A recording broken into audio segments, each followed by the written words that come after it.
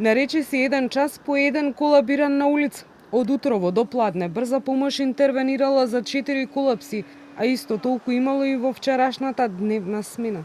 Лекарите од службата велат дека деновиве се повеќе граѓани се јавуваат на 194 барајќи совет како да си помогнат за да можат да го изгураат денот поради вртоглавици, болки во пределот на слепоочниците и омалаксаност.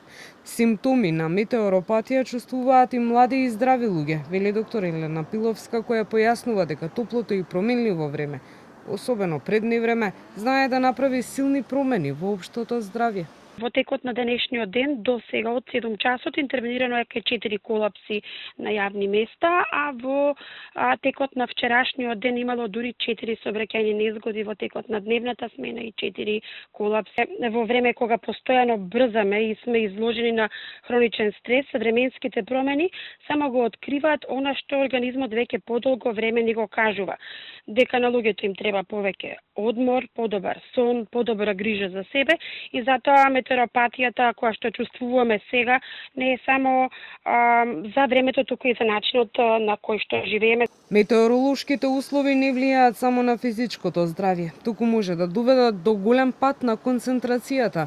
Затоа кога има високи температурни разлики и промени во атмосферскиот притисок, се препорачува зголемена внимателност, особено зад воланот. Лицата кои што се под хроничен стрес, анксиозни или не спијат доволно, почесто и поинтензивно ќе чувствуваат симптомите на метеоропатијата. Знаете, метеоролошките услови не влијаат само на физичкото здравје, туку и на вниманието и реакцијата на возачите. Имаме зголемен број на сообраќајни незгоди деновиве.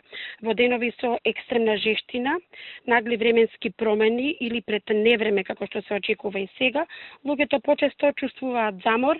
Освен да се пие поголема количина на вода и да се внесува полесна храна, овош и зеленчук, лекарите препорачуваат да се користи секој слободен миг и да се замине на планина, во природа богата со кислород, односно да се вдише чист и незагаден воздух.